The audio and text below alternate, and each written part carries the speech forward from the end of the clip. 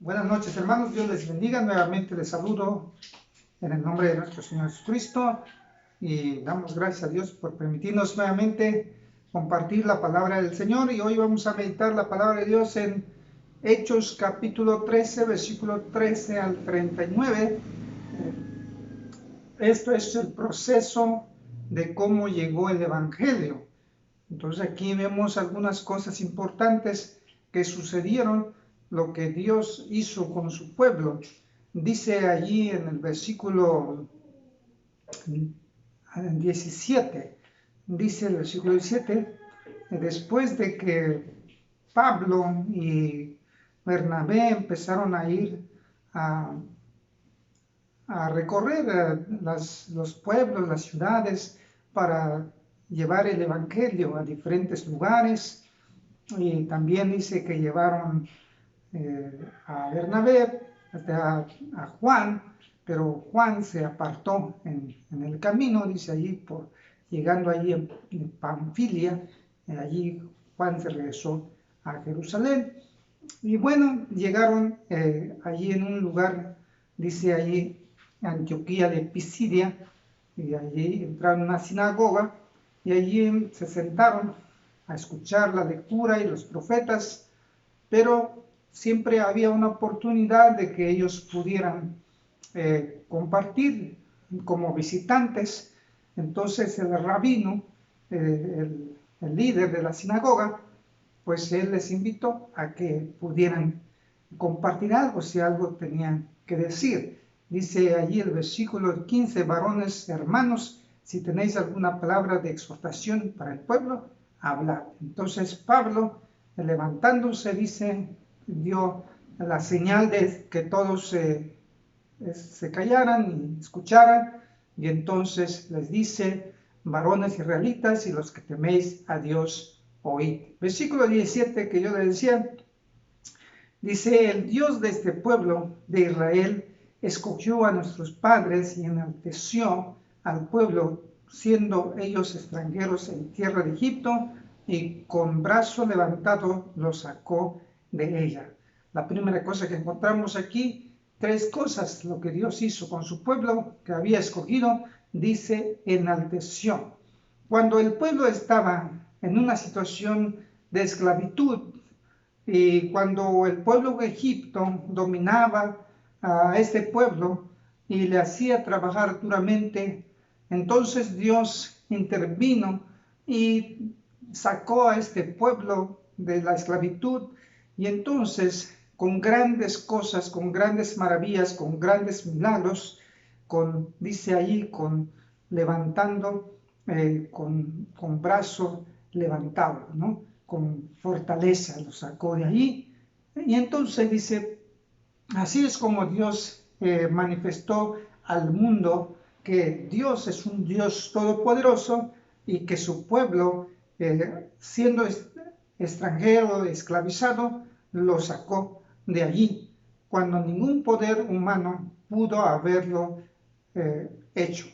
Siguiente cosa que encontramos es que dice el versículo 18, y por un tiempo como de 40 años lo soportó en el desierto. Otra cosa que encontramos que hizo con su pueblo fue que él lo ayudó, fue que él lo comprendió a un pueblo rebelde, un pueblo que desconfiaba, un pueblo que en partes quería regresar al Egipto, y entonces Dios allí los alimentó, Dios le proveyó alimento, agua, en un desierto donde no hay nada. La siguiente cosa que encontramos dice que el versículo 19, y habiendo destruido 7 naciones en la tierra de Canaán, les dio en herencia su territorio. Entonces también Dios le proveyó una tierra donde era una tierra, dice, que fluye leche y miel, o sea que podrías encontrar miel por todos lados, y entonces la leche pues abundaba bastante, había mucha comida para los animales, para producir leche. Entonces una tierra productiva donde Dios puso su pueblo y le dio esa herencia. Entonces aquí es donde encontramos lo que Dios hizo con su pueblo, es que Él lo engrandeció, lo fortaleció en momentos de humillación, pero también Dios los alimentó cuando no había nada en un desierto. Entonces Dios proveyó a su pueblo. Y la siguiente cosa que encontramos es que Dios le dio herencia. Eso nos enseña que, pues nosotros que a veces nos sentimos pequeños en una sociedad grande, entonces Dios nos da poder, nos da fortaleza, y también en un lugar donde no hay nada, cuando pensamos que ya no tenemos nada, no hay salida, cuando tenemos mucha necesidad, pues Dios provee también para los suyos. La siguiente cosa encontramos que lo más importante, que la herencia ahora ya no es una herencia terrenal, sino una herencia espiritual, una herencia celestial, una herencia que dice la Biblia que no tiene fin, pero también una herencia que pues dice que no se puede comprar ni se puede transferir, es una herencia eterna y entonces donde no hay necesidad. Así que esas son cosas importantes que nosotros debemos tener como cristianos, como hijos de Dios. Y la siguiente cosa que narra allí, que él puso líderes importantes en ese tiempo, que puso jueces, puso reyes, y allí dice, allá en el versículo 22, cuando dice que David, el rey David, dentro de esos reyes, David, de quien dio también testimonio, diciendo, he hallado a David, hijo de Isaí, varón conforme a mi corazón, quien hará todo lo que yo quiero.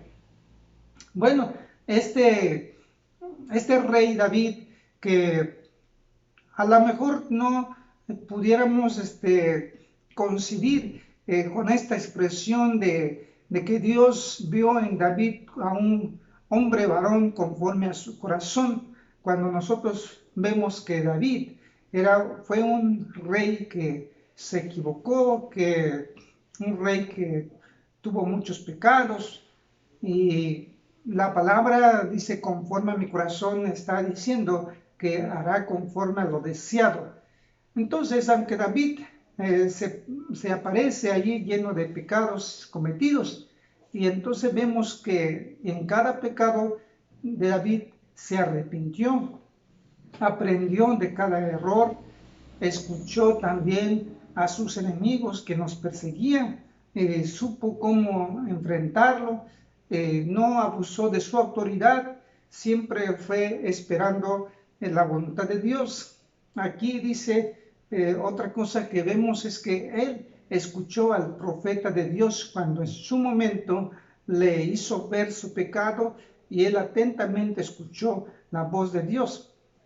Así que la misericordia de Dios estuvo ahí presente. ¿Qué es lo que nos enseña esto?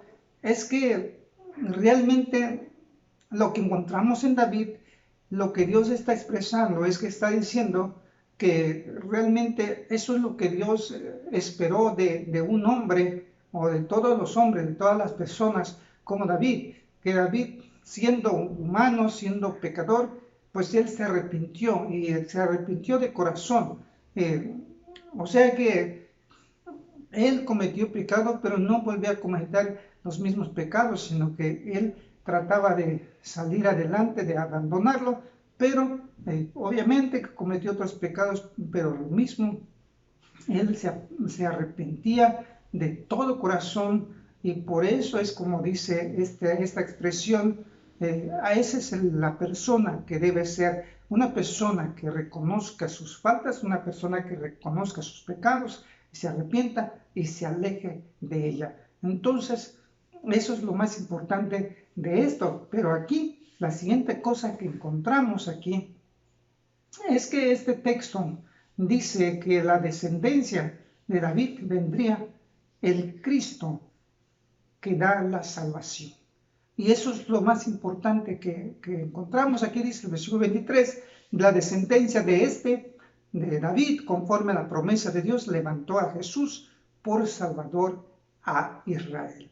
Entonces, esto es lo más importante que queremos que tú sepas cómo fue llegando el Evangelio hasta el tiempo de Jesús y hasta nuestro tiempo, nuestros días, que sigue vigente hasta la fecha, porque antes dice que Jesús apareciera, pues fue predicando Juan el Bautista el arrepentimiento. Así que cuando llega el Salvador, cuando llega la salvación, exige un arrepentimiento, un cambio de la persona, un abandono de la vida pecaminosa, de la práctica pecaminosa. Entonces, dice este texto, menciona allí también a Abraham, del linaje de Abraham. Entonces, de allí tendría, ahora sí tendría la oportunidad el pueblo de alcanzar salvación. Entonces, dice este texto, de todo esto sucedieron cosas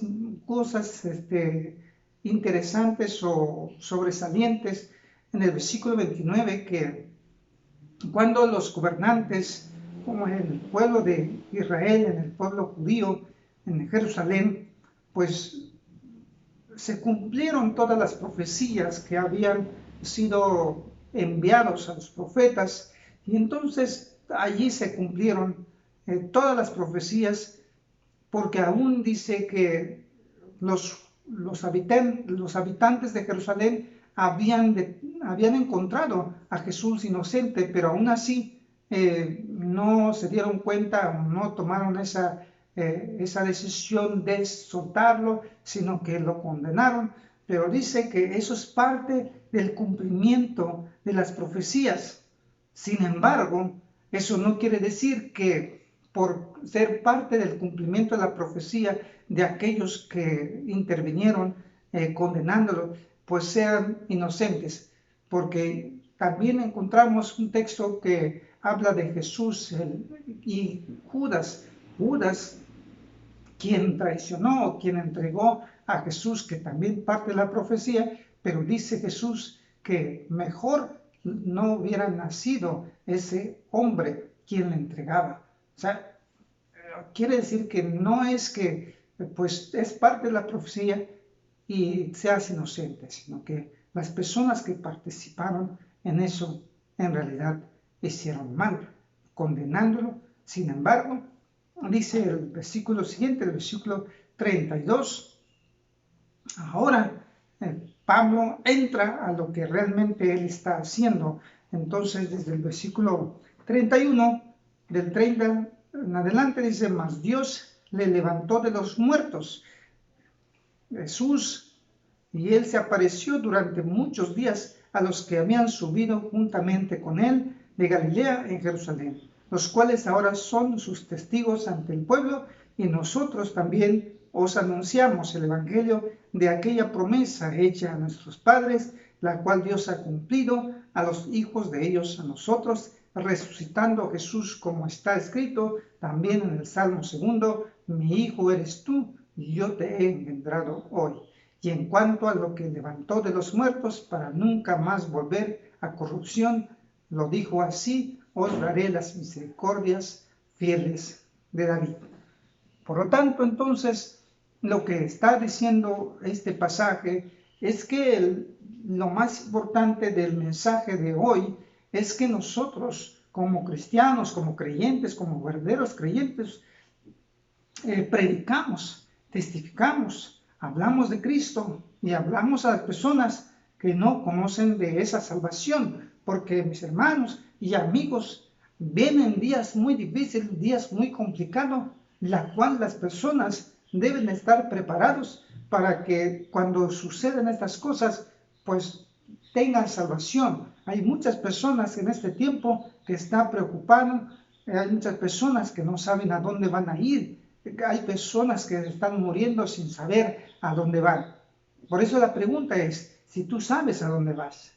Pero habla de la salvación. Dios nos ha dejado medios aquí para que nosotros sepamos a dónde vamos. Y por eso la palabra de Dios se sigue predicando, se sigue hablando de la muerte, de la resurrección de Jesús, porque Cristo resucitó, porque Cristo se levantó de la tumba Dice allí el versículo 37, mas aquel a quien Dios levantó no vio corrupción. Así que entonces sabed esto, varones hermanos, que por medio de él os anuncia perdón de pecados.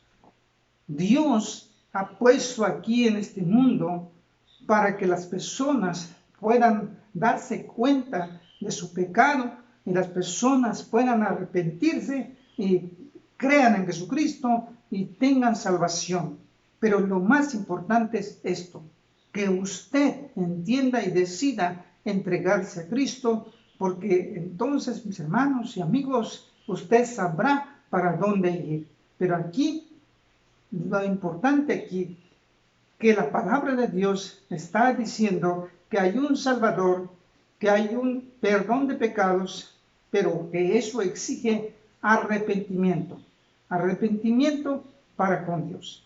Si tú has estado lejos de Dios en todo tiempo, es el momento de regresar a Dios. Es el momento de buscar la presencia de Dios y pedir perdón y alejarse del mal camino, de la vida pecaminosa, y entonces venir a Él, entregarse a Él, entregarse a Dios, entregarse a Jesucristo, allí donde quiera que tú te encuentres. Espero que tú tomes en serio el mensaje de la palabra de Dios, porque tal vez no te queda mucho tiempo y entonces será demasiado tarde si lo sigues pensando. Es el momento de entregarse a Cristo. Espero que tú lo hagas en este momento.